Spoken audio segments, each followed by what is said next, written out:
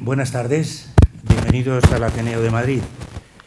En el acto que hoy se va a llevar a cabo, no cabe duda que tiene una perspectiva de futuro. Quizá por eso todavía algunos no se han enterado y habrá que contárselo. Habrá que hacer que la grabación del acto y lo que está recogido en los papeles que nos han pasado los conferenciantes, pues hagamos labor de transmisión a través de los medios de comunicación. Y aunque esto sea para el futuro, yo me voy a remontar nada más que hace 500 años. Pero es simplemente por dar una cita de un personaje que obviamente nos eclipsa a todos, aunque hayan pasado ya 5 siglos. Leonardo da Vinci decía: las lágrimas del cerebro hacen daño al corazón. Bien, dirán, ¿y esto qué tiene que ver, no?, con lo que vamos a hablar hoy?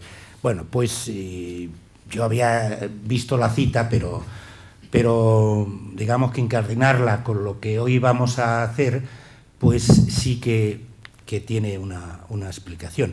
Y es que precisamente hace unos días en Madrid se ha celebrado la 13ª reunión internacional sobre investigación translacional y medicina de precisión. Y de ahí es donde he visto la vinculación que pueda existir en algo ya tan perecedero en el tiempo, pero que conecta efectivamente con lo que trata y lo que se dijo en ese simposio sobre lo que ahora en siglas está tan de moda, o cada vez estará más, que es lo de MPP, ¿no?, la medicina personalizada y de precisión. Bien, yo de todo esto, obviamente, como decían en el chiste, no sé nada, pero para eso sí que hay en esta mesa especialistas en la materia. Bueno, uno de ellos, que es precisamente el ateneísta que nos sugirió al profesor Díaz Torre, que está aquí con nosotros, y a mí mismo, que es Guillermo Serrano, pues por un tema profesional ha tenido que salir de viaje y nos ha dejado, eso sí, pues un resumen de lo que él iba a exponer, que como tenemos aquí a mi derecha al experto más sobresaliente en estos temas, pues él dará esas pinceladas que le sirven ya digamos, de prólogo a su intervención. Bien, yo en todo esto que me han pasado, bueno, pues podría hablar de biomarcadores o de diagnósticos y tratamientos efectivos, pero prefiero que sean ellos porque son los que saben. Ahora bien, sí que voy a dar la palabra a quien también ateneísta, director de la revista New Medical Economics, y que él, como antes decía, sabrá trasladar a todos los que lo deseen, a través de su medio de comunicación, lo que aquí se diga. José María Martínez, que no hay que remontarnos a Leonardo da Vinci, pero yo sé que él, cuando iba en pantalón corto en esta zona, puesto que ya lo he dicho otras veces, ¿no?, pero como sus abuelos vivían aquí en la calle León, que es la que está próxima aquí al Ateneo, a la calle Prado, pues se siente también, además del barrio Las Letras, y que es un hombre de ciencia y de letras, ¿no? Es algo que sintoniza también como buen ateneísta con todos nosotros.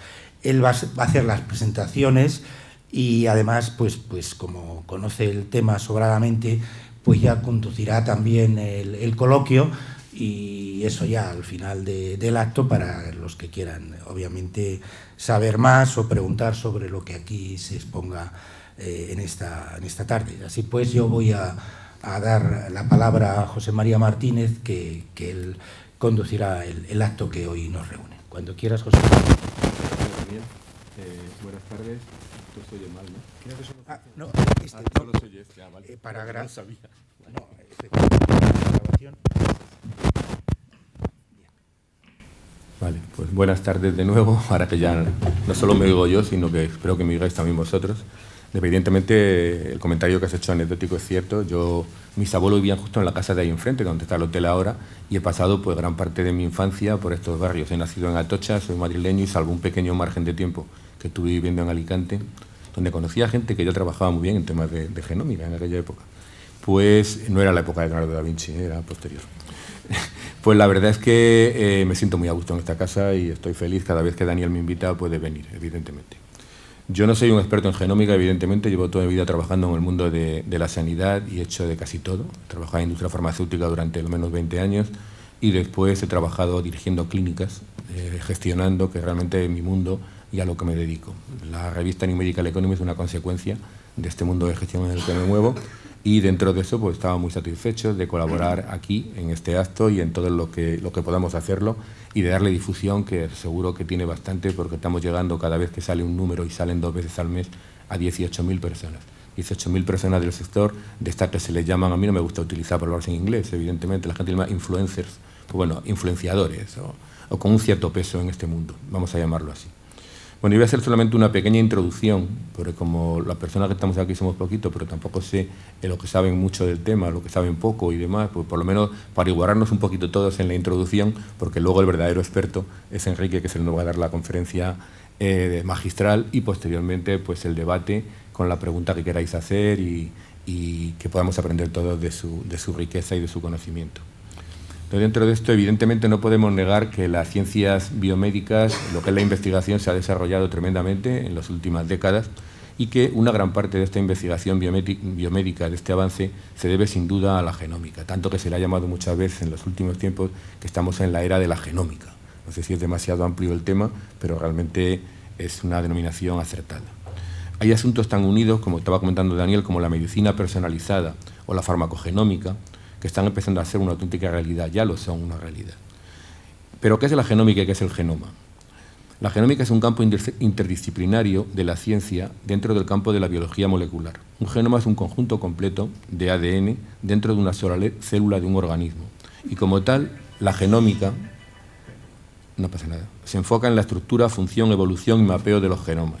La genómica tiene como objetivo la caracterización colectiva y la cuantificación de los genes que dirigen la producción de proteínas con la ayuda de enzimas y moléculas mensajeras. La genómica también implica la secuenciación y el análisis de genomas.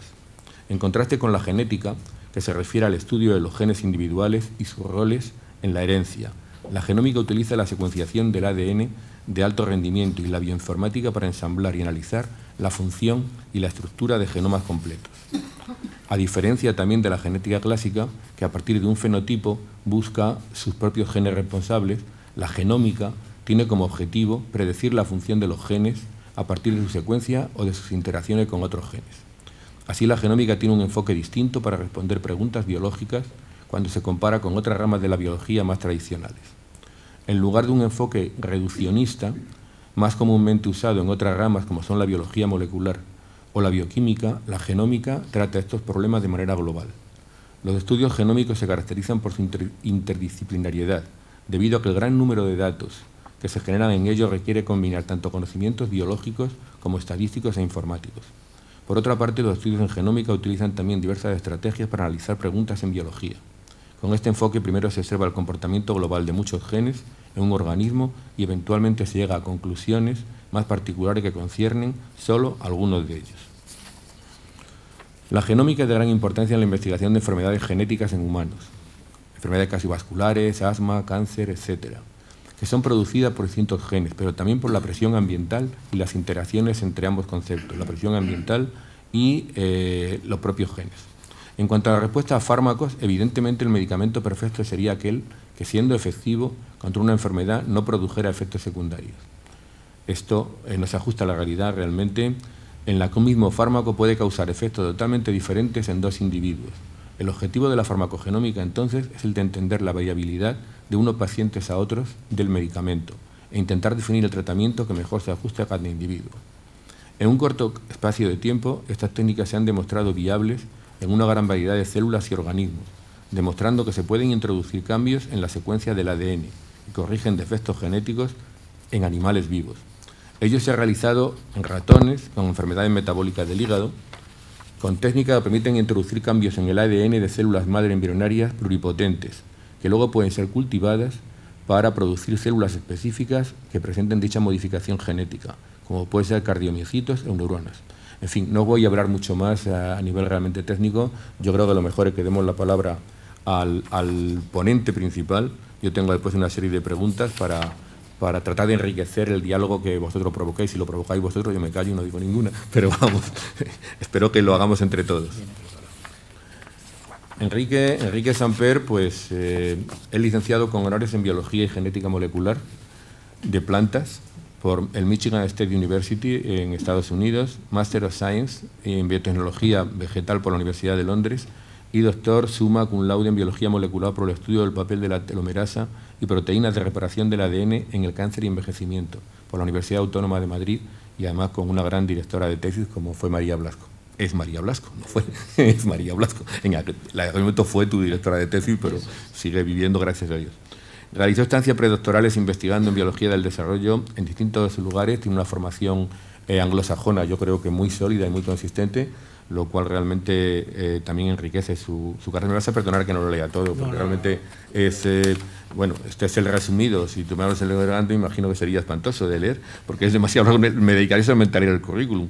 Bueno, tiene una formación muy sólida, evidentemente, durante mucha fase de su vida, que fue una fase de científico básico, y tanto fuera de España como en España, y su formación ya en el plano ya acercándose al mundo de la empresa, más probablemente como gestión, como CEO, pues se realiza en los años 2011-2014, en el cual participa en un programa tremendamente interesante que conozco muy bien en ESADE, IES y el Silicon Valley, que es el Executive Growth Program, como parte de un premio Emprendedor 21, patrocinado por Gaisa Capital Risk y ENISA. En el 2015 recibe una formación ejecutiva para directivos de empresa en el crecimiento internacional en Harvard University en Boston, organizado por el Real Colegio de la Universidad Complutense. En 2008 es cofundador y presidente de Ningenetics, empresa que viene representando al máximo nivel en este momento en este acto, que fue la empresa pionera en diagnóstico genético humano mediante tecnologías genómicas, como lombricorraíz de SGH, el genotipado por PCR digital y la secuenciación masiva del estoma humano. Se incorporó a tiempo completo en el año 2011 como consejero delegado, CEO, y desde su incorporación la empresa ha llevado una evolución tremenda, de todo tipo, vamos a decir a nivel económico, pues ha multiplicado tremendamente sus ventas, lo cual es señal de que le responden todos los programas perfectamente bien. Ha captado 12 millones de euros de financiación de inversores privados, muy prestigiosos, y en el año 2015 Ningenetics abrió en Brasil, en Sao Paulo, para expandir los servicios de diagnóstico genético en el mayor país de Latinoamérica.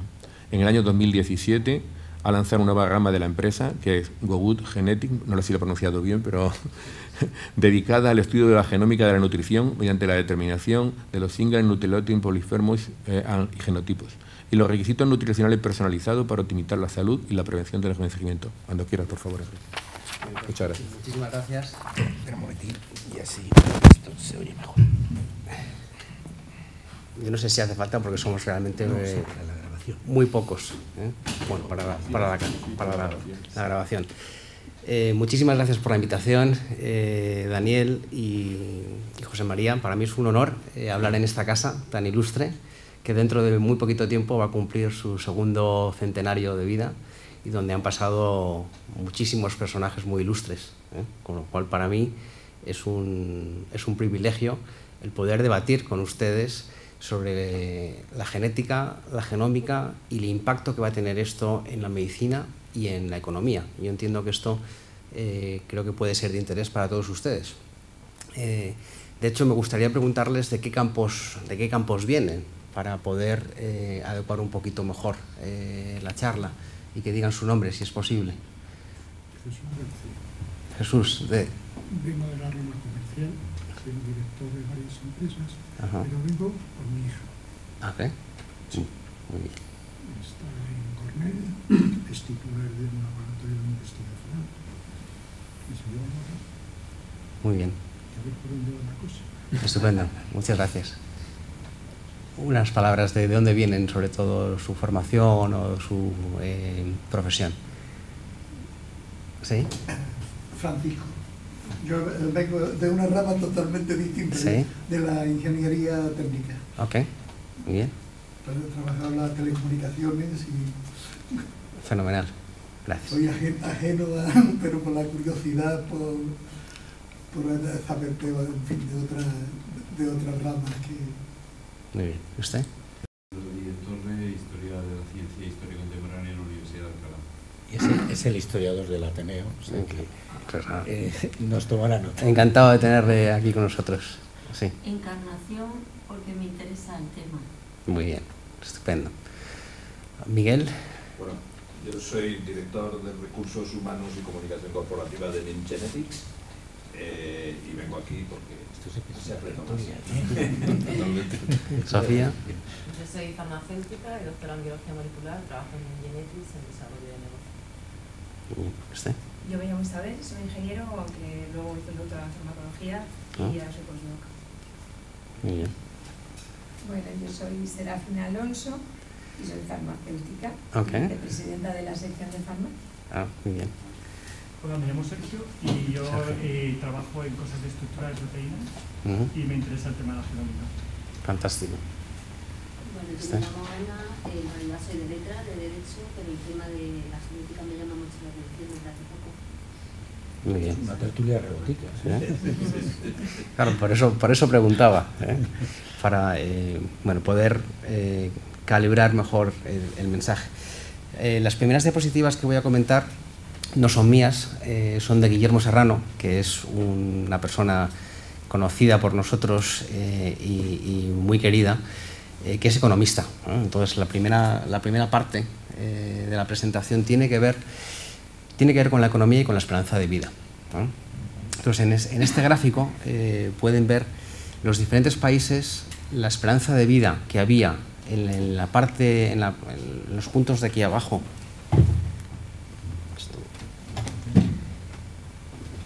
En el año 1970, y cómo la esperanza de vida ha subido a los puntos de arriba en el 2015. Es decir, en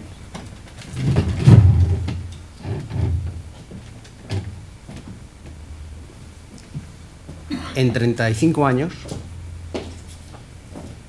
en 45 años, la esperanza de vida ha subido de aproximadamente 65 años a 85 años. Y va a continuar subiendo. En los países de la OCDE, la esperanza de vida por encima de los 80 años tiene esta curva. Es decir, aproximadamente un 10% de la población actualmente tendrá una edad por encima de los 80 años. Mientras que en los países de menor desarrollo, en el resto del mundo en su conjunto, esto no es así. Por lo tanto, es un indicador que la economía influye directamente en la esperanza de vida y en la longevidad.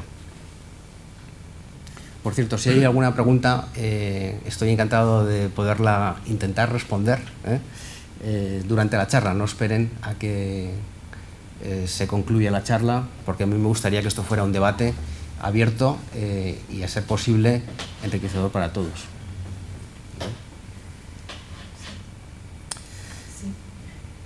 Sí. Sí, efectivamente es una premisa muy interesante la de que la economía influye en la medicina y en la salud, pero casi se puede plantear del revés, es decir, justo la esperanza de vida, el aumento de la esperanza de vida prácticamente va a ser una revolución en la economía y en algunas otras ramas, tanto por la vía del alargamiento de los consumos como de las pensiones, etcétera. Es decir, va a ser una transformación de la propia economía desde el punto de vista de los votantes en la política, etcétera.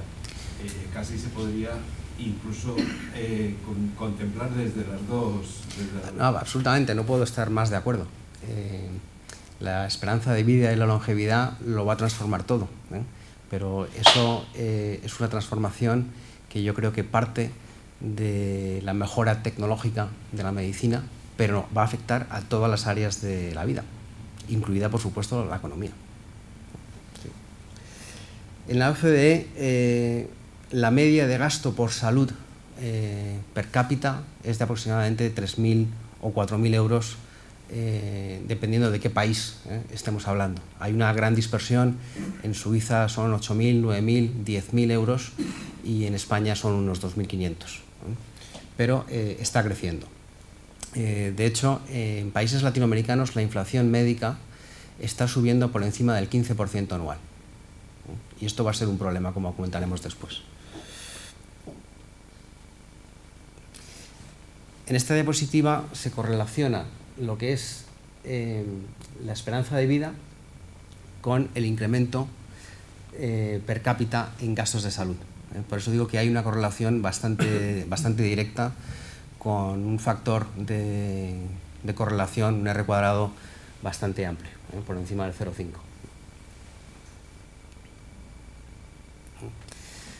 De muchas cosas que podemos hacer, el gasto en salud es el que más impacta en el incremento de la longevidad. Si se fijan en la gráfica, dejar de fumar pues aumenta 1,6, yo creo que esto es un error, yo creo que esos son años, 1,6 años, dejar de beber o no beber, 1 año, la esperanza de vida, tener más ingresos, 2,2 años, tener más educación, 3,2 años, incrementar el gasto en salud es lo que más afecta.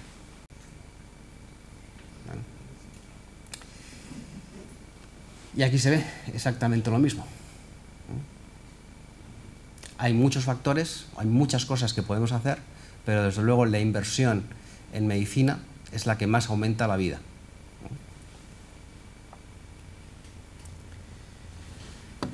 Pues bien, ahora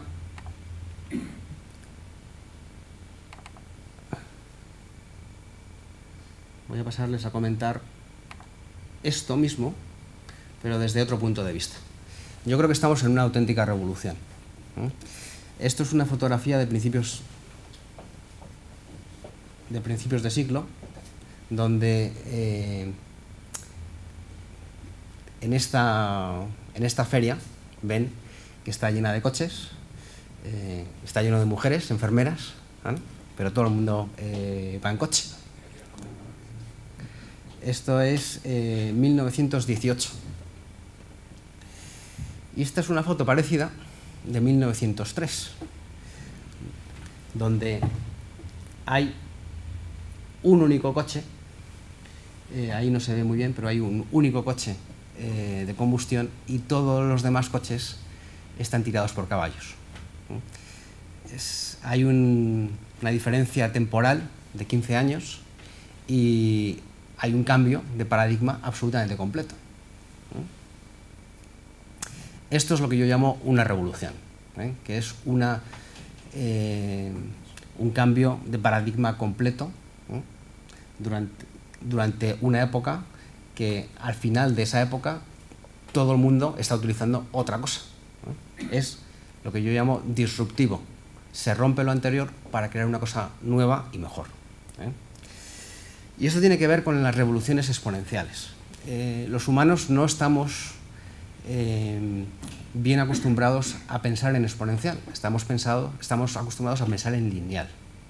Entonces, las revoluciones exponenciales y la disrupción tecnológica es el máximo exponente de esto. Tiene unas características peculiares. Lo primero es que la disrupción y la revolución llega desde fuera. Parece que es lenta, pero cuando llega es absolutamente inminente y aplastadora. Convergen varias tecnologías normalmente para disruptir un mercado. Normalmente es negada por los expertos anteriores y el status quo. Se encuentran activos que estaban infrautilizados, infravalorados y tardan de media de 13 a 15 años. Les voy a poner un ejemplo. El teléfono móvil. A finales de los 80, algunos de ustedes tendrían un teléfono móvil que era un maletín. ¿Y qué porcentaje de la población española tenía acceso a un artilugio tal? Pues menos del 0,1% de la población. Hoy en día tenemos 1,5 móviles por persona. Desde los finales de los 80 a mediados de los años 2000, esos 15 años, esa revolución tuvo lugar. Y aquí yo creo que va a pasar lo mismo, ¿no? Hoy quiero decir que hoy precisamente, yo no sé si es por casualidad o por diseño, es el día de las enfermedades raras, ¿no? Las enfermedades raras afectan a 5 personas de cada 100.000, es decir, 1 de cada 20.000 personas. Y en España hay 3 millones de personas afectadas con una enfermedad rara, porque hay 7.000 enfermedades genéticas raras, ¿eh? La inmensa mayoría, el 80% de las enfermedades raras tienen una base genética, ¿eh? Y quiero simplemente pues, dar una pincelada y acordarme de todas estas personas y de todas estas familias que tienen una enfermedad devastadora como rara. Pues bien, la secuenciación del genoma humano tuvo lugar con 2 iniciativas, una iniciativa pública y una iniciativa privada. Este señor, Francis Collins, lideró la iniciativa pública y este otro señor, Craig Venter, lideró la iniciativa privada. Se tardaron desde principios de los 90 hasta el año 2003, 13 años, en secuenciar el primer genoma humano de referencia, que fue, de hecho, de este señor. Y voy a dar un dato. En la iniciativa privada se gastaron 300 millones de dólares para secuenciar a Craig Venter, pero en la iniciativa pública de muchos países para secuenciar los genomas de referencia se gastaron 2.700 millones de dólares. Una cifra importante. 13 o 14 años de trabajo para la secuenciación de un solo genoma. Nuestro código genético se compone de 3.000 millones de nucleótidos o 3.000 millones de letras genéticas que están en el genoma por duplicado. Tenemos 2 cadenas de ADN, una que corresponde al cromosoma del padre, otra que corresponde al genoma. Y tenemos 37.000 millones de células en el organismo. Es decir, nuestro cuerpo contiene más información que toda la información contenida en Internet en toda la historia. Hay aproximadamente 20.000 genes en cada célula y la expresión de esos genes es lo que varía. El código genético, a no ser que sea un tumor, no varía en el organismo. Esta es una representación de todas las partes del genoma. Hay elementos repetitivos, muchos de los cuales no conocemos su función, otros sí, como por ejemplo los centrómeros y los telómeros. Esto es la mayor parte del genoma que no conocemos muy bien qué es lo que hace.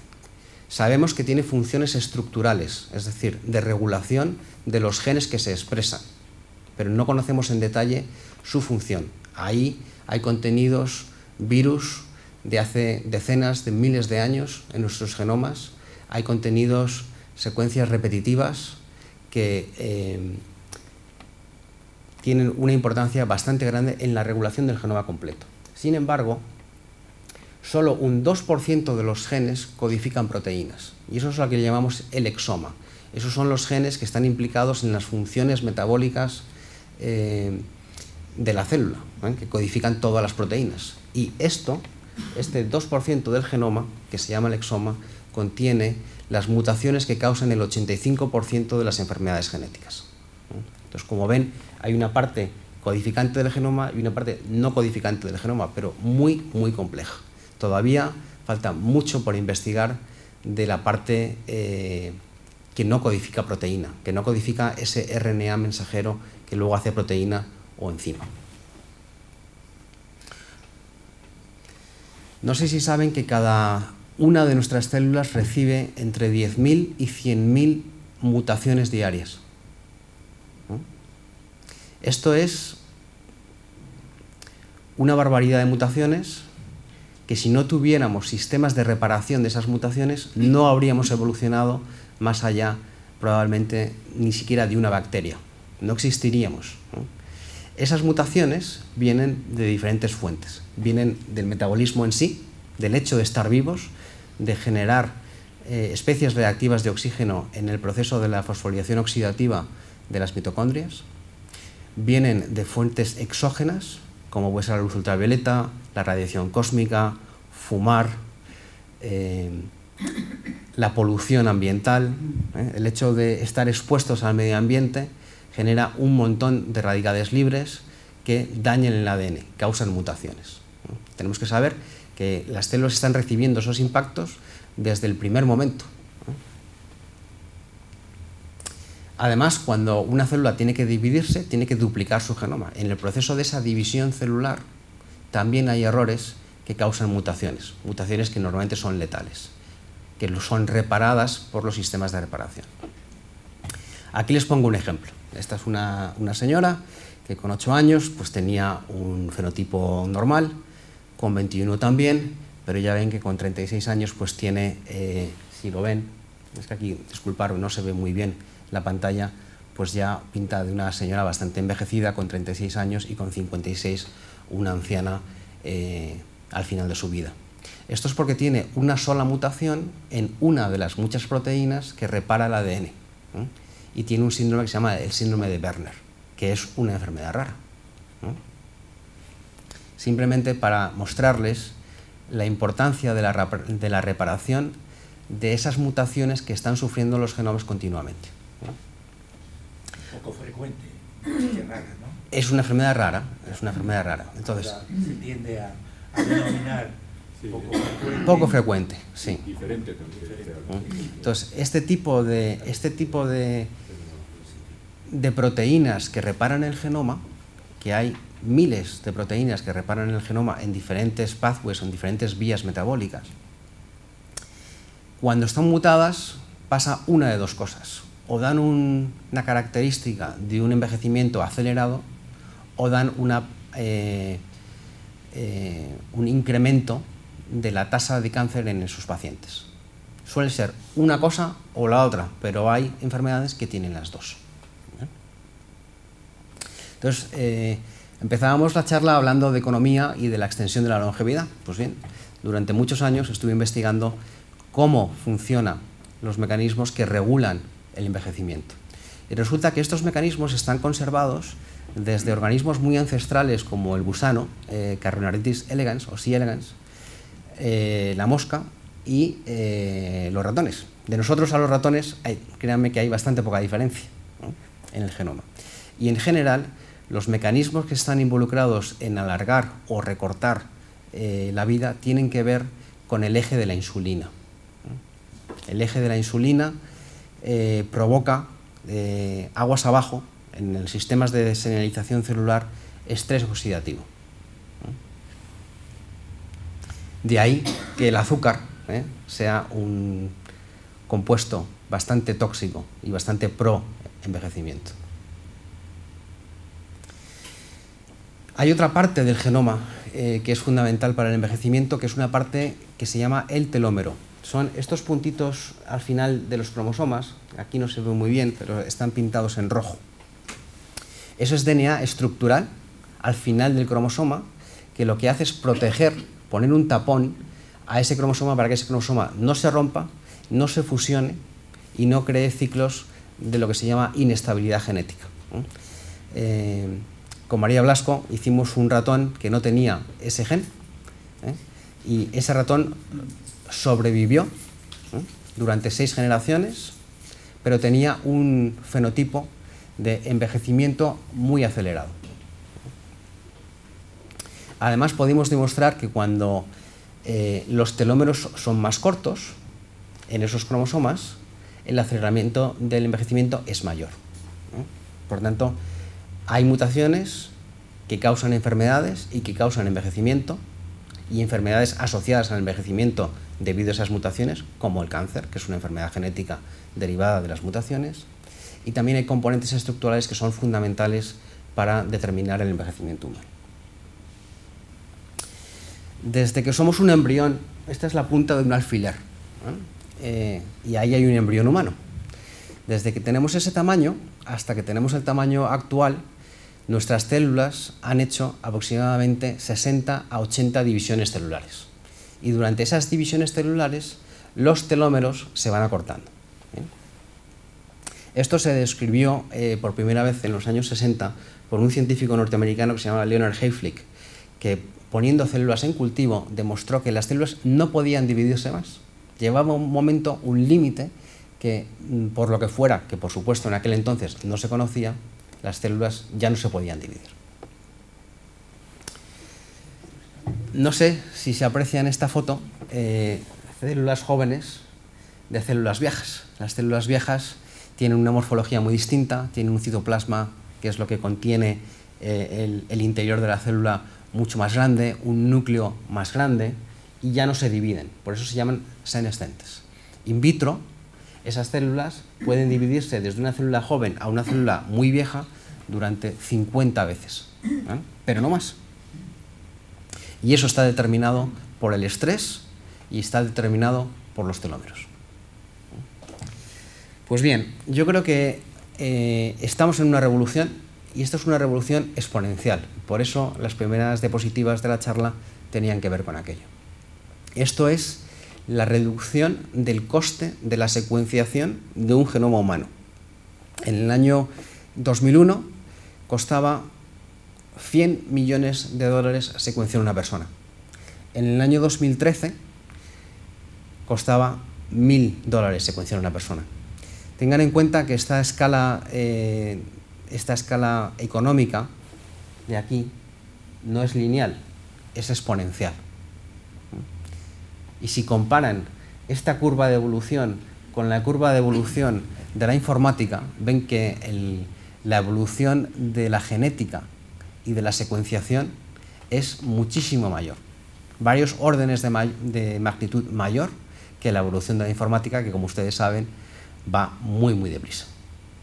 Sí. A mitad de la gráfica se ve que cambia mucho. ¿Qué ocurrió en ese momento? Aquí, ¿verdad? Sí. Pues ahí se empezaron a utilizar secuenciadores de nueva generación. Se pasó de secuenciar de una manera más manual con un método que se llama la secuenciación Sanger a utilizar una secuenciación Sanger automatizada. Es un cambio tecnológico que viene, sorpresa, sorpresa, de varias combinaciones de tecnología, de la ingeniería, de la bioinformática y de la genética. Por eso es una revolución, porque une varias tecnologías en un mismo punto.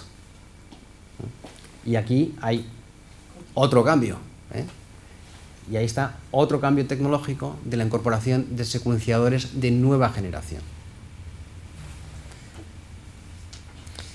En el año 2015, este es un gráfico que dice el volumen de gente que está en un sitio. En el año 2015 había 7.000 millones de personas en el mundo, ahora ya somos 7.500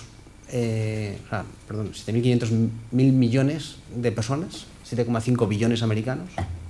Esta es la población de Estados Unidos, y este puntito de aquí eran las personas que se habían secuenciado su genoma completo.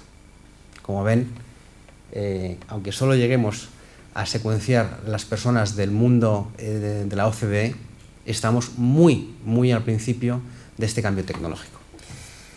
Si le dan la vuelta a este gráfico, completamente, se hacen un flip del gráfico, verán que es una curva exponencial. Hay una reducción de coste exponencial y hay una capacidad de secuenciación exponencial. Para que se den cuenta, hay una reducción de 100.000 veces. Es decir, como si uno de ustedes hace 15 años se compra un coche de $100.000, de 100.000 euros, un Mercedes clase S, y hoy en día ese coche valiera €1. Hay pocas cosas en la vida que cambian tanto. Y hoy en día podemos secuenciar el genoma humano en un solo día, con una sola máquina, una sola persona, por $1.000 o €1.000, que es lo que hace mi empresa, NIM Genetics. De 300 millones como poco a 1.000, en un periodo de menos de 20 años. Y ahora les voy a hablar... Sí, perdón. La empresa esta americana que se llama 23andMe. Solamente no hacen la secuenciación completa, ¿no? Porque eso no. Se valen como $100 o algo así. Sí, exactamente. Utilizan otra tecnología de la que voy a comentar brevemente, que se llaman los SNPs, que son pequeños cambios de nucleótido sencillo, o Single Nucleotide Polymorphisms en inglés. Entonces, analizan 200.000 SNPs para ver variantes del genoma y cómo esas variantes del genoma impactan en determinadas funciones que tienen que ver con el día a día o con la propensidad de algunas enfermedades. Sí. Una empresa interesante. Bueno, ahora les voy a hablar unas pocas slides de la revolución genómica personal. La parte anterior de la charla tenía que ver con la secuenciación y con el diagnóstico genético médico. En España no se puede hacer diagnóstico genético de una enfermedad si no es a través de un profesional de la medicina, y eso es correcto, ¿vale? Si estamos hablando de mutaciones que causan enfermedades, es lógico que haya médicos involucrados en el proceso. ¿Bien? Pero esa empresa que usted comenta, 23andMe, o nosotros ahora, hemos abierto una nueva línea que se llama la genómica personal, que no trata de ver las mutaciones relacionadas con la enfermedad, sino trata de ver esos pequeños cambios genéticos que tienen que ver con la mejora de la vida, con la salud. Entonces resulta que no vivimos aislados, vivimos en un ambiente. Y nuestro genoma modifica el ambiente y el ambiente modifica el genoma. Es una línea de comunicación entre el genoma y lo que hay fuera del genoma.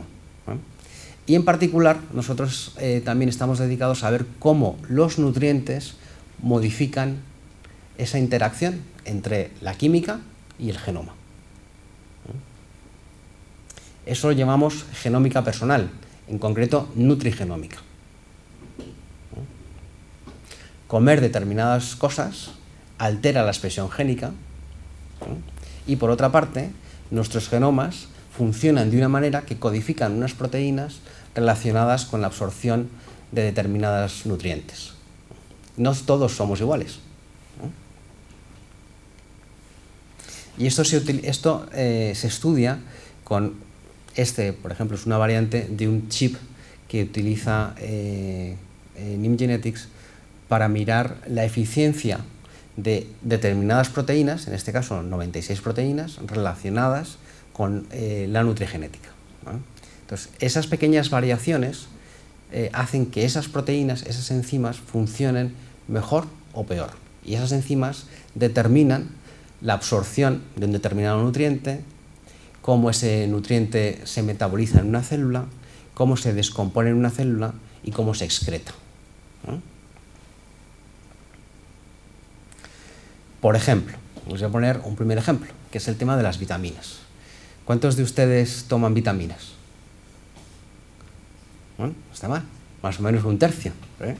Las vitaminas se llaman así porque son compuestos absolutamente esenciales para la vida. De ahí la parte de vit, de vida. Controlan procesos bioquímicos fundamentales. De hecho, cuando hay una deficiencia grave de una vitamina, suele ser letal, suele ser mortal. Entonces las vitaminas, la mayoría de las vitaminas, las ingerimos por la dieta, excepto una que no la ingerimos, nos las da en la descomposición del colesterol, que es un precursor de la vitamina D. Entonces resulta que el 20% de la población española tiene una deficiencia en alguna vitamina. Y no lo sabemos. No sabemos quién de nosotros no tiene un genoma que utiliza una cantidad media recomendada, que es la dosis diaria recomendada de una vitamina cualquiera. Hay un 20% de la población que estamos fuera de la normalidad. Y eso es lo que estamos intentando investigar y determinar con mucha precisión. ¿Para qué? Pues para mejorar la salud. Entonces, para concluir, es muy importante el tema de la revolución genómica, a mi entender. ¿Para qué? Para comprender las causas del envejecimiento en general. Con esto podremos tener intervenciones que pueden ser farmacológicas, pueden ser de estilo de vida, para alargar la vida útil y sana de las personas, que se llama health span. Por ejemplo, hay un fármaco muy famoso que se llama la metformina, que es una molécula antidiabética y además baja el colesterol malo, el LDL, y es una de las pocas intervenciones que se están estudiando en el National Institute of Aging para dar a las personas para alargar su longevidad. ¿Por qué? Porque se hizo un estudio que los diabéticos que estaban tomando metformina tenían un alargamiento de su vida, aparte de la diabetes. Pero también hay otros compuestos químicos, como por ejemplo el NAD. El NAD es un precursor de la niacina, una de las vitaminas B. Pues resulta que este compuesto, que es bioenergéticamente activo, ¿vale?, es utilizado para la reparación del ADN, por una parte, por una enzima que se llama PARP, y también modifica la expresión génica porque es un cofactor de proteínas que silencian determinados genes en el genoma, ¿no? Entonces, hay relación entre determinados compuestos y genética, y yo creo que ahí está la base. También, una de las mayores terapias antienvejecimiento que se conoce es la dieta, la restricción calórica en concreto y el ejercicio. Pero todavía no sabemos muy bien cómo son los mecanismos moleculares que hacen que la dieta y el ejercicio alarguen la vida media. Por último, y lo más novedoso, hay compuestos que matan las células senescentes. Y esto se está demostrando que alarga la vida en un 30%. Esas células que mostré en una diapositiva que son viejas, pues todos en nuestros organismos tenemos células viejas. Hay células más jóvenes y células más viejas, dependiendo de la vida replicativa de esas células. Si conseguimos eliminar las células viejas, podremos incrementar la longevidad. ¿Y cuál es el fin último? Es extender la vida útil de las personas, retrasando las enfermedades asociadas al envejecimiento y ahorrando multitud de costes al sistema. En este gráfico, que es un poco complejo, se muestra, que si pudiéramos retrasar el envejecimiento, sería la mejor terapia efectiva, mucho más que prevenir o que curar el cáncer, las enfermedades del corazón, los infartos cerebrales y la diabetes. Esto es, hoy en día, si tuviéramos 50 años, ¿cuánta esperanza de vida nos queda? Pues hoy, más o menos, 50 años más 30 y tantos, una vida media de 80. De hecho, las mujeres viven 85 años de media y los hombres vivimos 82. Si curamos el cáncer, lo aumentaríamos más o menos 10 años. Si curáramos la enfermedad cardiovascular, aproximadamente 20. Pero si retrasamos el envejecimiento, retrasaríamos todas estas enfermedades.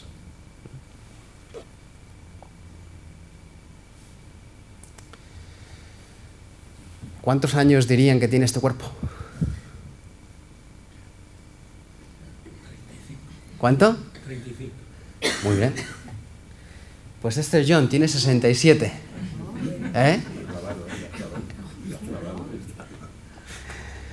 Y este es Ben, que tiene 71. Y señores, de esto es lo que se trata, de incrementar la longitud de la vida saludable, o lo que se llama el health span. No se trata de vivir más años, sino se trata de vivir muchos más años, mucho mejor, y luego comprimir la morbilidad. Es decir, vivir muchos años muy sanos y fallecer un poquito después. Y eso sería lo ideal para el sistema. Entonces, esto es una frase que he escrito yo esta mañana, ¿no?, que digo que probablemente el gasto médico sufrirá una inflación del 15 al 20% anual, como está pasando en países latinoamericanos, ¿no?, por el incremento de las enfermedades crónicas, en particular diabetes cardiovascular, cáncer, artrosis, sobre todo en los pacientes que hoy en día somos los hijos del baby boom. La pirámide de población invertida en España significa que la gran masa de población hoy en día tiene entre 40 y 60 años. Pero como hemos visto, las enfermedades asociadas a la edad crecen exponencialmente con la edad, ¿no? Entonces, si no actuamos hoy, pues vamos a tener un problema económico de primerísima magnitud. Porque cada paciente de una enfermedad crónica, diabético, una enfermedad cardiovascular, un Alzheimer, tiene un coste para el sistema de cientos de miles de euros. Entonces, si trasladamos esto y hacemos las matemáticas, nos encontramos que estamos ante una auténtica bomba de relojería económica. Entonces, hay dos cosas, dos opciones. O empezamos a aplicar la tecnología de la secuenciación y de la farmacogenómica y de la farmacología anti-envejecimiento, o el sistema no va a ser capaz de soportar los gastos de salud y va a llegar a ser una crisis bastante importante. Yo vaticino dentro de 15 o 20 años. No hoy, pero dentro de poco.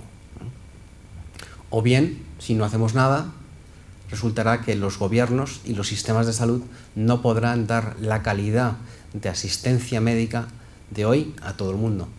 Y esto habrá que sufragarlo con dinero privado. Esta es mi previsión de lo que va a pasar. 10 fingers, 10 toes, that's all that used to matter. Not now. Now, only seconds old, the exact time and cause of my death was already known.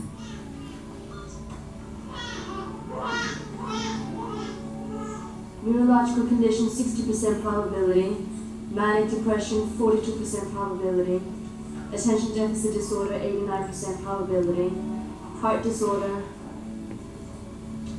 99% probability. Early fatal potential. Life expectancy, 30.2 years.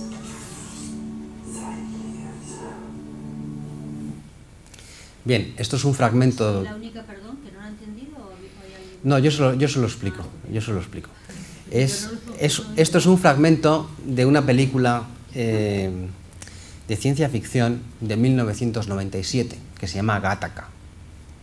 Bien, en esa película de ciencia ficción de 1997 se muestra como en un futuro, es decir, hoy, se secuencian los niños al nacer y se les dice de manera inmediata cuáles van a ser su propensidad a determinadas enfermedades. ¿Para qué? Ahí entra la película, ¿no? Esto se puede utilizar para bien o se puede utilizar de otra manera. Pero yo creo que esto es lo que hay que hacer. Tenemos que conocer nuestro genoma para poder mejorar esas enfermedades que ya están de alguna manera codificadas dentro de nuestro genoma. La enfermera es una de ellas, o muchas más, imagino. Y si lo sabemos, ¿qué adelantamos? Pues podemos hacer intervención. En alguna, por ejemplo, en Alzheimer en concreto. Sí, por supuesto. Y te dicen, vas a tener Alzheimer, y es peor todavía. Yo creo que te coge la depresión. Bueno, también. No, a esa edad no, pero a mí así. Entonces creo que, no sé, hay cosas que... O sea, si hay solución, por supuesto. Claro, efectivamente, ¿no? O sea, eso es un debate ético que la persona, por supuesto, tiene que tener la libertad de, si quiere saberlo, saberlo. Y si quiere no saberlo, pues es libre de no saber. Pero yo creo que cada vez va a haber más medicinas de precisión orientadas a esas características genéticas. De hecho, por ejemplo, hay un polimorfismo, hay un cambio en una proteína asociada a una grasa que se llama la ApoE4. La ApoE4, si usted sabe, da un riesgo un 90% mayor de tener Alzheimer. ¿Vale? Entonces, ¿qué pasa? Que si uno conoce la fisiopatología de la enfermedad, también puede actuar para retrasar esa enfermedad. En concreto, el Alzheimer es un reto brutal, donde se han invertido miles de millones de dólares por la industria farmacéutica sin mucho éxito. Pero se sabe que el colesterol es en concreto con ese tipo genético de la ApoE4, es un desencadenante muy importante. También los metales pesados, como el aluminio o el cromo. Podremos editar las enfermedades fuera del genoma humano. Otra cosa es si eso es ético o no, pero desde luego es viable. Aquí se trata de conocer para poder prevenir. Y nada más, darles las gracias por su atención.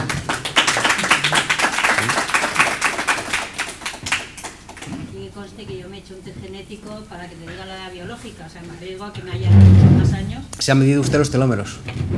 No, de esos, los genéticos, de estos de las altafarmas, sí. Bueno, te dicen los años que realmente tienes y unos cuantos genes relacionados con cosas de, más que nada, pues sí, te aconsejan el estilo de vida, etcétera. Son unos cuantos, no sé si son 15 o 16 genes solamente, o sea que yo me lo he hecho. Pero cosas, creo, por ejemplo, concretamente el Alzheimer, porque hay otras cosas que sí que a lo mejor se pueden prevenir, ¿no? Si te van a decir que vas a tener una diabetes tipo 2 o tal, pues bueno, lógicamente tienes que reducir la dieta, etcétera. pero hay otras cosas, por ejemplo, en concreto eso, no podemos aprobar en el día. Entonces creo que el saber lo que te va a dar, no sé hasta qué punto. Probablemente sí se pueden hacer bastantes cosas. Hay algunas enfermedades que no. Por ejemplo, la corea de Huntington, que es una enfermedad neurodegenerativa, no se puede hacer nada a día de hoy, con el conocimiento de hoy. Pero si uno pregunta a las familias que tienen esta enfermedad, que es una enfermedad genética dominante, es decir, si tus padres lo tienen, un porcentaje de los hijos lo va a tener, ¿vale? La mayoría quiere saberlo, porque en función de ese conocimiento va a cambiar su vida, o va a reorientar su vida, o va a prepararse para ello. Pero evidentemente es una elección personal, ¿no? Bien, yo sí quisiera, además de agradecer al doctor Samper, que ha sido rotundo, clarito como el que más. Aquí hay quien está 2 horas hablando y sobre todo nos deja alargar esta vida útil de esta charla, de esta casi tertulia de rebotica, y vamos a tener 30 minutos para que José María vaya dando las palabras sucesivamente. Yo voy a hacer un comentario solamente. Cuando he visto esos coches, bueno, los 1903, pues me venía a la mente y decía, joder, pues en esa época, en esta institución, estaba Santiago Ramón y Cajal, premio Nobel en el 1906, pues impartiendo unas charlas que Díez Torres, el historiador del Ateneo, pues lo tiene bien preciso y contado en sus libros sobre la neurona, ¿no? Bien, yo no voy a hacer como antes, remontarme a Leonardo da Vinci, sí decir que la bioquímica molecular, aquí que hay farmacéuticas, digo farmacéuticas, ¿no? Porque farmacéuticas no estoy yo, pero Maite, que ha llegado ahora y te va a dar guerra en la charla ahora en el coloquio, y Sofía y Fina, también farmacéutica. Bien, decía que aquí se introdujo por parte de... Esto es historia, pero bueno, voy a soltarlo, ¿no? Sí. A fin de cuentas, pues cada uno defiende lo que puede o lo que quiere, ¿no? Laureano Calderón, el padre de la bioquímica, el ilustre Carracido en esta institución, el farmacéutico español más sobresaliente. Bien, tampoco voy a ser endogámico y quedarme con la farmacia, sino ampliarlo, evidentemente, a todo lo que es salud, sanidad en este caso, ¿no?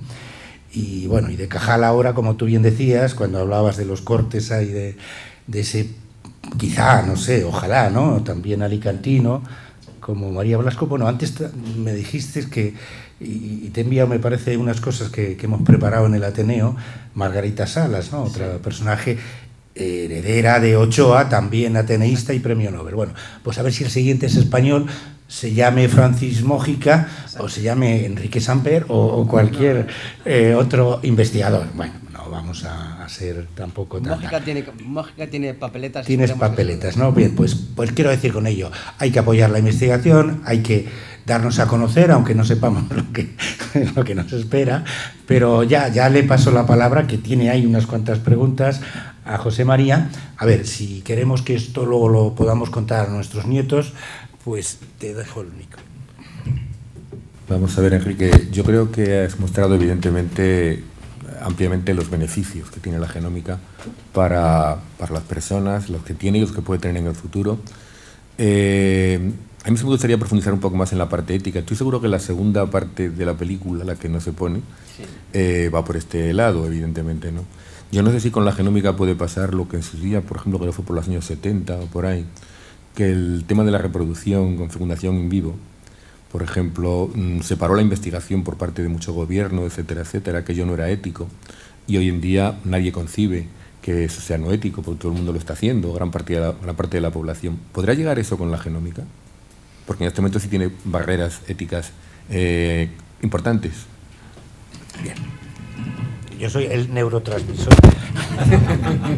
Muy bueno. Eso está muy bien. Neurotransmisor y antidepresivo. Tomo meformina, ¿eh? O sea, claro, usted sabe, usted es farmacéutico, usted sabe. Es mejor el Diambel o la meformina, ¿no? Bueno, eso... Bueno, efectivamente, ¿no? Cuando hay un cambio tecnológico, una revolución, pues siempre están lo que en inglés se llaman los que adoptan la tecnología temprano, los early adopters en inglés, y gente que cuestiona y que no lo tiene claro, y luego hay gente que duda mucho de que eso sea ético o no ético. Yo creo que fundamentalmente tiene que haber comités de bioética. Estamos tratando con vida humana, con cosas que por primera vez en la historia se pueden hacer, que pueden cambiar la especie, la pueden cambiar para siempre, y esto tiene que estar muy regulado. O sea, si la medicina está regulada, si la economía está regulada, cambiar la especie tiene que estar muy regulado. Y tenemos, yo creo que dentro de la comunidad científico y médica,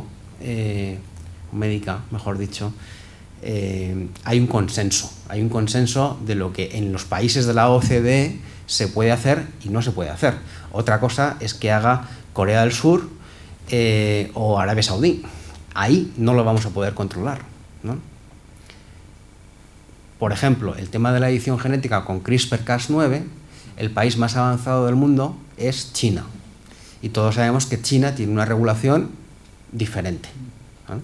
Pero incluso por el bien de ese pueblo, pues tendrán que regularlo esto de alguna manera. El otro día, en una charla del Foro de Empresas Innovadoras, había ahí una persona que es el director de innovación de la Guardia Civil, y salió este tema. Decían que estaban muy preocupados porque creían que con CRISPR podíamos cambiar las características de las personas para cometerlas o para transformarlas en personas que estuvieran más adaptadas a la guerra o cosas parecidas, ¿no?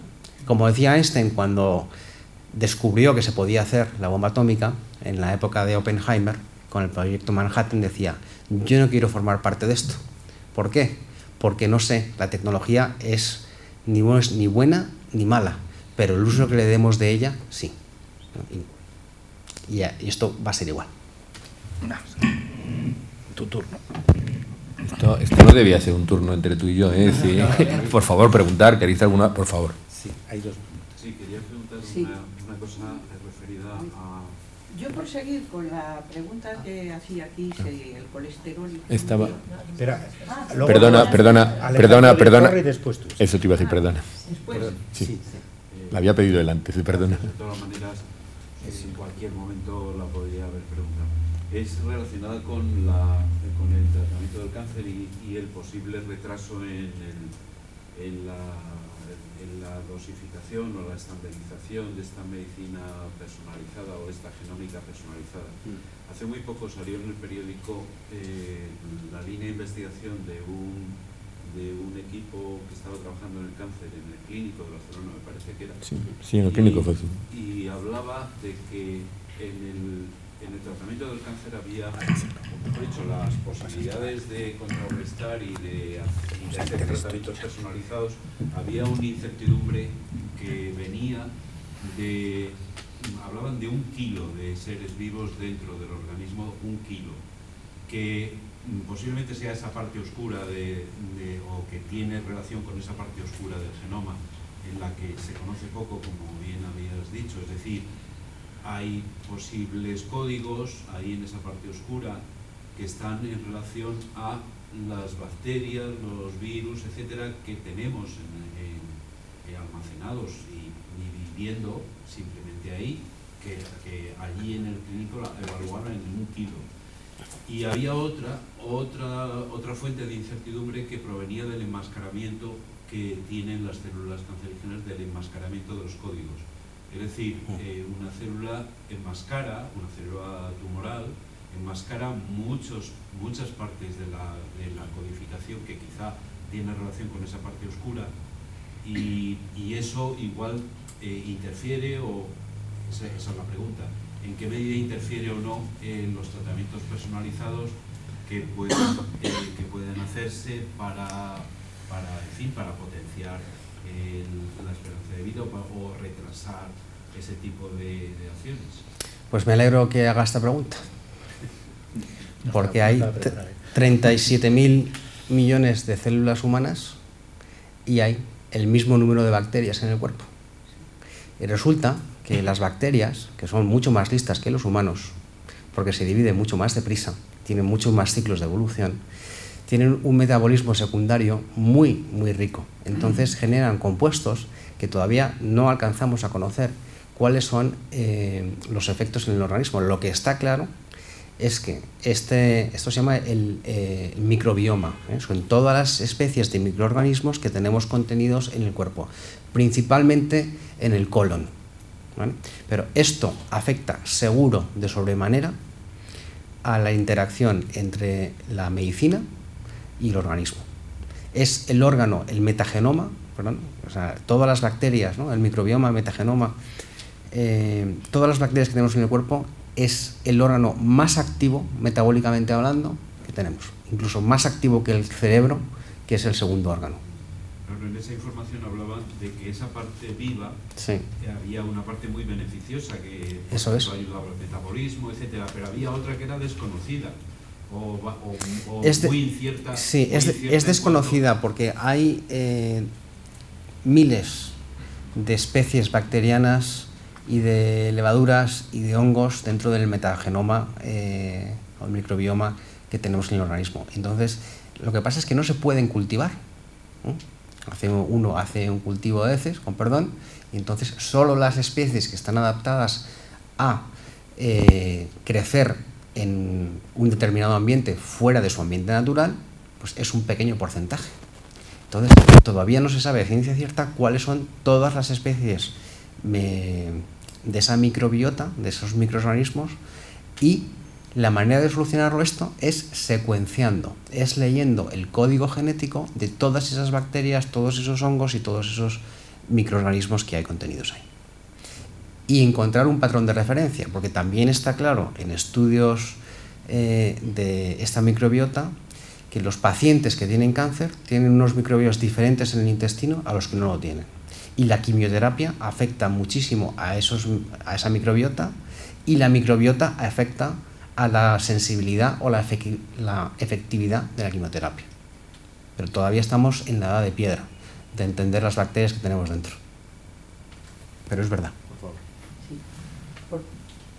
Un pequeño agregado a que se cuestionaba haber sido operados en nuestra juventud. Nos operaban de apendicitis casi sí o sí. Y parece ser que es un gran reservorio de bacterias muy importante, lo mismo que también de garganta, que se nos operaba. La amígdala. Las amígdalas. La amígdala, sí. Otra defensa natural de la que nos han privado. Dicho esto, por seguir con lo del colesterol, después haré mis propias preguntas. Me parece que creí oír que tiene que ver con el Alzheimer. ¿Y las estatinas ahí qué papel juegan? Porque tienen, por otra parte, muchos efectos secundarios. Primera pregunta. Después ya, ¿en qué medida, hasta qué punto se puede saber la edad de una persona o su estado, si corresponde la edad cronológica a la edad biológica, en función de la longitud de los telómeros o de la división celular, puesto que si tenemos 60, 80 divisiones máximo, pues se puede saber que si una persona, aunque tenga 40 años, ya tiene una división celular de 75, le queda como muy poco. ¿Eso se puede medir ahora mismo? Sí. ¿Y la carencia de vitaminas, dónde, cuándo y quién lo hace? Porque en ningún análisis, salvo si le dices, oye, mírame la vitamina D, porque hay osteoporosis. Bueno, pues vamos por partes. Sí, es que soy periodista y además informadora de salud. Las estatinas. Bueno, yo le voy a dar mi opinión, tampoco sé de todo, yo le voy a dar mi opinión personal. Cuando yo era investigador postdoctoral en el Buck Institute de California, allí se estudiaban las enfermedades humanas asociadas al envejecimiento. Y ahí venía mi jefe, y Simon Meloff, y un amigo suyo, Ashley Bush, un australiano, que tenían estudios de Alzheimer. Y entonces, no se sabe muy bien por qué la placa de amiloide se acumula en la neurona en el proceso del Alzheimer. esa agregación de la placa de amiloide o del péptido A-beta-42 que hace un ovillo de proteína en la neurona, parece ser que la función principal es querer proteger a la neurona. Y esa nucleación de esa proteína, de ese ovillo de proteína en la neurona, tiene que ver con metales pesados. Pero también se sabe que tiene que ver con colesterol, con el LDL. Entonces, es muy probable que el uso de estatinas pueda tener un efecto a largo plazo en Alzheimer, o por lo menos en la progresión del Alzheimer. Beneficioso. Beneficioso, sí.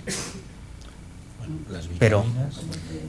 Pero todavía esto queda por probar. O sea, si hubiera una indicación farmacológica de las estatinas, ¿qué pasa con las enfermedades de este tipo de Alzheimer? Que cuando ya los síntomas son evidentes, ya hay poco que se puede hacer, ¿vale? Entonces hay que hacer estudios de muy largo plazo en población general para poder medir el efecto de este determinado medicamento, de este determinado compuesto activo a largo plazo. 20 años por ahí se calcula, ¿no? Claro, entonces probablemente todavía no lo sabremos porque no sé, no me acuerdo de cuándo se empezaron a prescribir estatinas de una manera bastante generalizada. 80. Bueno. Y después ese es, vale. Quedaba las vitaminas. Sí. El qué, cuándo y por qué, ¿no? La medida de los telómeros y definían el estado vale, ese es el tercer de la plan. división celular. ¿Una de las dos cosas o si las dos? Bueno, efectivamente. El estado y la edad. De momento, el mejor biomarcador del envejecimiento humano es la longitud del telómero. No es el único, ¿vale? Pero es el que mejor correlaciona con la edad biológica concreta. En el CINIO lo hacen, ¿no? Sí, no, de hecho, bueno, mi tesis doctoral iba por ahí. Entonces, hay algunas empresas que se dedican a medir los telómeros en sangre de una manera muy precisa, ¿no? Y te dicen cuál es tu edad biológica frente a la cronológica, ¿no? Lo que pasa es que esto también hay que hacerlo varias veces porque la longitud telomérica también depende del tipo celular. Entonces, del tipo celular, ¿vale? Pero es el mejor biomarcador que se conoce. Habrá otros, como probablemente la aneuploidía en las células. La aneuploidía es que uno tiene cromosomas de más o de menos de manera randomizada en algunas células. Cuando las células se vuelven viejas, se vuelven senescentes, acumulan algunos cromosomas de más o de menos. Ese es otro marcador. Pero eso está muy relacionado con el telómero. Entonces yo de momento me creo el telómero como biomarcador del envejecimiento y de algunas enfermedades relacionadas con el envejecimiento. Hay más o menos 150.000 artículos científicos publicados relacionando telómero con enfermedad. La última eran vitaminas, ¿no? Sí. No, por favor, sí, sí. No, perdón. No, termina. No, ya está. Lo de las vitaminas. Bueno, decía dónde las controlaban habitualmente, dónde se hacían los análisis. Es decir, quiero ver un análisis vitamínico a ver cuáles son las que faltan. Porque a todos yo creo que somos caretas. Bueno, hay muy pocos sitios donde a uno le pueden hacer una medición concreta de todas las vitaminas en plasma, y son muy caros. O sea, sí que se pueden hacer de rutina vitamina A, vitamina D, principalmente. La C, el ascorbato es complicado.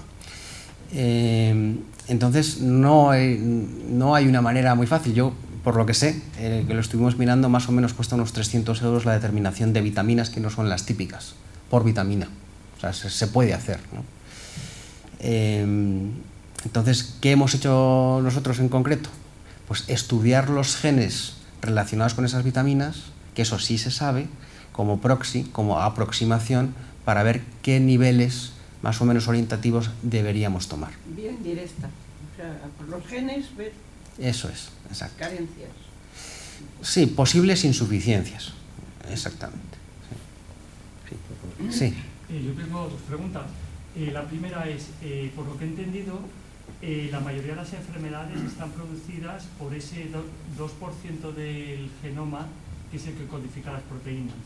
Si eso es así, ¿a qué se debe eso? O sea, me sorprende que ese 98% restante que no se comprende muy bien, que supongo que muchas veces estará mutado también, claro. En cambio no produce enfermedad. Ese 2% del genoma es el genoma que codifica todas las proteínas, todas las enzimas que hacen prácticamente todo en la célula de una manera activa. Entonces ahí, cuando las mutaciones caen en esos genes, en esas regiones genéticas que codifican proteína, es cuando hay una enfermedad, digamos, visible. Si la mutación, que también por supuesto ocurre, pasa en un intrón o en una parte del genoma que no es codificante de nada, sino que es estructural, ¿vale?, no tiene una consecuencia tan directa. Cuando se secuencia el genoma completo, que es todo, ¿vale?, pasamos de un 50% de encontrar la causa de la enfermedad a un 70%. ¿Vale? ¿Eso qué quiere decir? Que las partes del genoma que codifican esas proteínas son las más sensibles a las mutaciones. La otra parte es menos sensible, pero si lo secuencias todo, aumentas un 20% el descubrimiento de las mutaciones que causan la enfermedad. Vale, eso en enfermedad genética, digamos, de un solo gen, que se llama monogénica. ¿Vale? Pero por otra parte, o sea, si tú tienes mutaciones en los genes, por ejemplo, que regulan los telómeros, que es una parte no codificante de proteína, ¿vale?, ahí tienes enfermedades asociadas al envejecimiento. ¿Vale? O sea que es importante, lo que pasa es que nos falta muchísimo por descubrir de cómo se regula esto. Y eso es a nivel genético, pero luego tienes otra capa por encima, que es la capa epigenética, que son muy... Mi segunda pregunta era sobre esa capa. Quería preguntar si miráis el epigenoma en vuestra compañía, porque vamos, me imagino que también es muy importante y tal vez sea más fácil, o sea, quiero decir, también estábamos hablando de temas éticos, es más complicado, me imagino yo, editar un gen que editar el epigenoma. Porque el epigenoma del gen sigue siendo el mismo, simplemente cambias la metilación, aunque creo que también puede pasar a la descendencia, ¿no? Quería preguntar más bien sobre esto del epigenoma. ¿Cuál importante es? Bueno, ¿Cuánto afecta? La verdad es que yo lo desconozco. No trabajamos en epigenética en la empresa, sé que es muy, muy importante, pero también es bastante complejo. Entonces ahí hay modificaciones de las histonas, que pueden ser por acetilación. Hay modificaciones de cómo esa acetilación de las histonas hace que los genes estén abiertos a ser leídos y a ser transcritos o no. Hay modificaciones, aparte de en el código genético de la histona, hay otras proteínas que también se modifican genéticamente. Y yo creo que ahí todavía, o sea, si no sabemos todo del genoma, del epigenoma sabemos todavía menos. ¿Vale? Pero eso es lo que es más cambiante. Efectivamente, se puede pasar esa información epigenética de padres a hijos, incluso a 2 generaciones. ¿Cómo? Si el ADN concreto está metilado y está cerrado, eso se puede pasar de una generación a otra. Entonces, por ejemplo, se sabe que personas que sufrieron hambruna durante las guerras, sus hijos y sus nietos tienen una propensidad mucho mayor a ser obesos que los que no sufrieron hambruna. Y eso es una modificación epigenética del genoma. Pero yo creo que estamos todavía aprendiendo. Y siento, yo no conozco mucho de este tema porque no nos dedicamos a ello. Vamos a pasarle a José María. No, más preguntas que tengáis. No, si no preguntas tú. Bueno, quedan por favor. una y... No, por favor. 2. Bueno, pregunta tú para ti. Bueno, por último. Sí. Prácticamente, si voy a hacerme, que no digo que no me lo haga, un análisis genético, ¿cómo sería un resultado? ¿Sabes? ¿Cómo dais ese resultado? ¿Cómo es esa información? ¿Qué tipo de análisis genético? Ahí voy, por eso no lo sé, pregunto. Ya. ¿Qué hacéis? O sea, en concreto, ¿qué hacéis? Eso es lo que quiero saber. Es decir, ¿es un análisis genético completo o se puede decir, quiero que me hagas un análisis genético para saber si tengo tal o tal? Vale, bueno, lo primero es que usted tiene que hablar con su médico. Si su médico considera que usted se debe hacer un análisis genético, él pedirá el análisis genético que considere. Y eso hay que ver la historia familiar, a ver si hay algún tipo de enfermedad genética concreta. Pero una persona sola que diga, yo me quiero secuenciar, no se puede hacer. No lo permite la legislación española. ese examen tiene que ser pedido por un médico. No tiene que ser ni siquiera un especialista, pero tiene que ser un profesional de la medicina. Pues en el Instituto Cervantes lo hicieron un día, así, bueno, casi masivamente. Así. Lo que pasa es que no te dan resultados. Claro, bueno, eso sí, o sea, vale, de acuerdo, se puede secuenciar, yo le puedo dar su código genético, pero ¿de qué le sirve usted a eso si no está interpretado médicamente? ¿Vale? O sea, no se puede ir a pedir, yo eso es lo que preguntaba, no, tiene que ser a través de un médico. De momento está regulado, y está regulado por los profesionales de la medicina. Como si estamos hablando de ensayos genéticos que tengan que ver directamente con enfermedad genética. Si usted quiere hacer un análisis genético que tiene que ver con su vida, con su bienestar y tal, lo puede hacer libremente. Nosotros recomendamos que si se hace eso, de todas maneras, esté involucrado un profesional sanitario, que puede ser un nutricionista, puede ser un médico, por supuesto, pero que le ayude a interpretar ese resultado, porque la genética es compleja, ¿vale? Entonces, eso se lo puede hacer libremente. Nosotros le invitamos, de hecho, si quiere hacerse un análisis de vitaminas, nosotros se lo hacemos, ¿no? Pero eso tiene asociado una consulta con un nutricionista que le va a explicar, porque le vamos a dar un informe que posiblemente usted no vaya a comprender, porque habla de genes y de mutaciones y de cosas complicadas bioquímicas que hay que conocer para poder entender qué es lo que significa, más allá de las recomendaciones que le daríamos, ¿no? ¿Se puede hacer un estudio genético complejo al consumidor? Pues en otros países sí. Por ejemplo, 23andMe, esta compañía, le manda un bastoncito que usted se lo pasa por la mucosa de la boca, se le manda y se le hace un análisis. Pero esa empresa le prohibieron dar datos de enfermedades genéticas excepto de 10. Y de hecho casi la cierran. En Estados Unidos el FDA, la Administración de Medicamentos en Estados Unidos. Porque eso de transmitir información sobre enfermedades a pacientes directamente también tiene su tiene su riesgo, porque ¿qué va a hacer usted con esa información? ¿Cómo la va a manejar? ¿Cómo la va a procesar? ¿Se va a angustiar? ¿No se va a angustiar? Entonces, por eso tiene que haber una persona que le ayude a interpretar esa información, y luego, si hay algún dato que no es bueno, decir, oye, pues podemos hacer esto, podemos hacer lo otro, ¿no? Pero la biológica con la cronológica... Eso sí, eso lo puede hacer sin ningún problema, y si quiere le doy la empresa. Nosotros no lo hacemos, le doy la empresa que lo hace esto bien en España, que es una de las pocas en el mundo que lo hace bien. No tenía, ¿no? Había otra. Esto es como muy básico, pero a mí me gusta mucho la idea de estudiar otros organismos y sus pues bases moleculares de distintas que determinan distintos fenotipos. Entonces quería preguntar si en cuestión de envejecimiento existe algún esfuerzo actual que sea así muy prometedor en cuanto a las bases moleculares de algún organismo o ser vivo que tenga alguna función, digamos, un envejecimiento pues muy retrasado, o sea, que se prolongue o que tenga un metabolismo que favorezca eso. Si me he expresado más o menos. Sí, no, perfectamente. Para esto se utilizan organismos modelos sencillos. Nosotros tenemos 20.000 genes, ¿vale? Y hay redundancia dentro de esos genes, es decir, hay genes que son parecidos o pseudogenes que hacen cosas parecidas. Entonces, los organismos sencillos, normalmente esos genes, que son varios en humano, suele ser un gen, de tal manera que es más sencillo investigar la función de ese gen.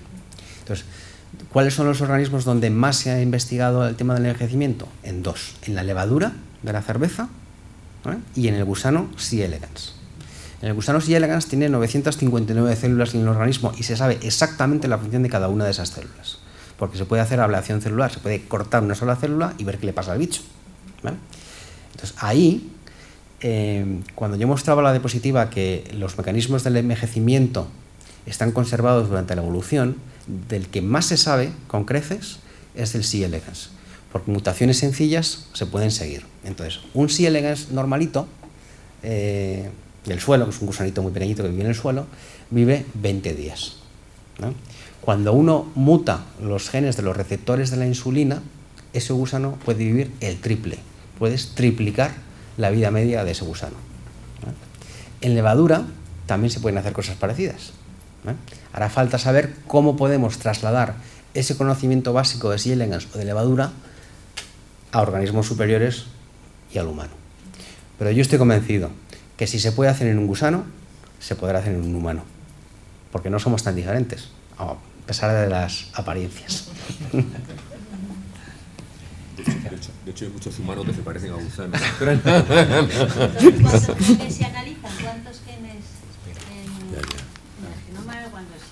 ¿Cuántos se analizan? Vamos, no los 20.000, evidentemente. Sí, los 20.000. Los 20.000.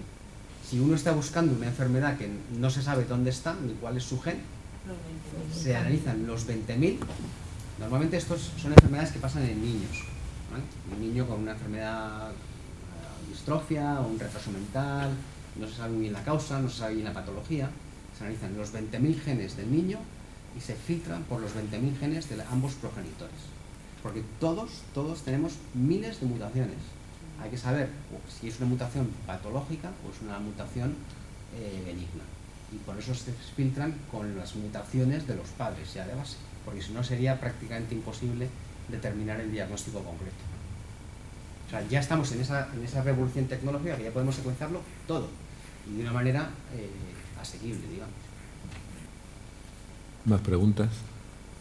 Pues entonces, para cerrar, porque tenemos que cerrar a las 9, me dijiste tú, ¿no? Ahí más o menos. Podemos tener... a mí me gustaría preguntarte, por ejemplo, si se hacen modificaciones realmente del genoma en embriones y en óvulos fecundados, ¿qué grado de certeza hay de que las siguientes generaciones, no te digo la inmediata del embrión ese concreto, las siguientes generaciones absorban o hereden, no sé si la palabra exacta o no, esas mutaciones o esas modificaciones? Favorables, se supone, claro. ¿O vuelvan otra vez a...? No, yo creo que, o sea, si uno hace una edición genética, esa edición genética... La certeza es 100%, es estable. Es 100%, vamos. Es estable. ¿O no? Sí. Hay un tema interesante que yo creo que todavía no está resuelto del todo. Vale. Hola. No pasa nada. Yo creo que no hace falta. Toma, espérate. Creo que me escuchan hasta el final. Ahora mismo se hace análisis genético del embrión antes de la implantación. Eso se llama diagnóstico genético preimplantacional.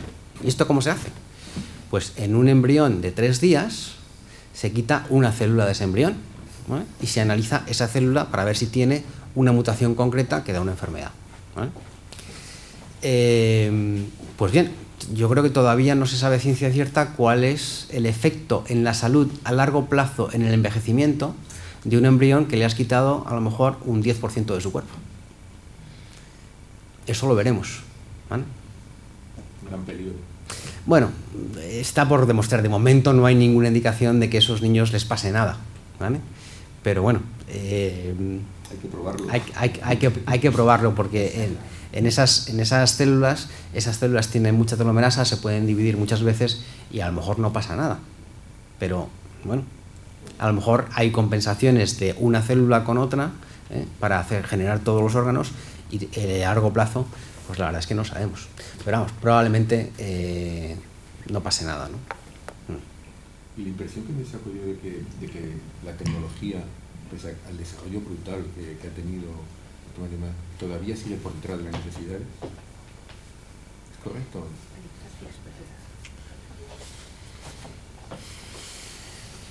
Quizá lo diría por parte como cien, o sea que son las 9. Pues yo creo que sí, porque hay muchísimas enfermedades no resueltas, sobre todo las neurodegenerativas, que sabemos muy poco. Pues la ciencia todavía sabe poco y sabe cómo corregirlo, ¿no? He oído decir mucho de si se demuestra, o sea, parece que está todo mucho demostrado, pero falta tanto, ¿no? Yo creo que sí, o sea, yo creo que todavía sabemos poco. Con el envejecimiento y con el impacto que va a tener las personas mayores en la sociedad, en la economía, esto es un tema, yo creo que de primer orden, porque si tenemos poblaciones de pirámides poblacionales invertidas y muchos de nosotros, por desgracia, pues vamos a tener una enfermedad neurodegenerativa o algún cáncer o cardiovascular, pues ¿quién nos va a cuidar? ¿Y con qué recursos nos va a cuidar? Es un problemón. Lo que pasa es que de esto no se habla. No se habla de esto. Bien. Bueno, pues queda en el aire ese futuro cierto o incierto, pues efectivamente, ¿no? Tantas enfermedades cardiovasculares, neurovegetativas, si la genómica, esperemos que sí, pueda contribuir en gran medida a solucionarlo, paliarlo o hacer que la vida humana, en fin, sea lo más prolongada posible, pero también en las mejores condiciones, ¿no? Eso es lo que esperamos todos. Y como creo que esto sí que está calando en todos los que habéis tenido la suerte de escuchar al doctor Samper, y dado que José María, Alejandro y yo mismo estos temas pues nos suscitan interés, pues seguramente antes de final de curso prepararemos algún otro episodio donde, como ahora, en plan debate, pues ha quedado todo manifiestamente claro, y seguro que más de uno de los que estamos aquí pues se lo contaremos a nuestros familiares, a amigos, y oye, pues que vayan aprendiendo, que para eso estamos en una tribuna donde lo que pretende es, en este caso, educar sanitariamente y poner las bases para que toda innovación, bueno, esto también era una discusión entre José María y yo, toda esta revolución que suena como más explosivo, pero que efectivamente no es solamente innovación, sino lo que apuntan. Tuvimos, claro que sí, innovaciones, revoluciones. Bien, pues una cosa u otra, el caso es que como todo, pues se vaya avanzando por un camino que posibilite que la especie humana pues aprenda precisamente de la tarea y del esfuerzo de todos los que os dedicáis a la investigación.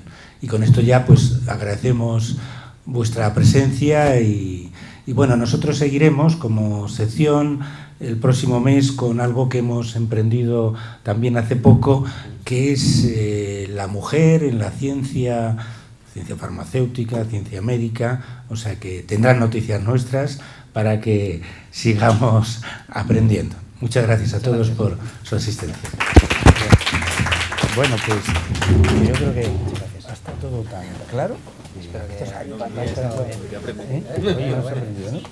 Muchas gracias.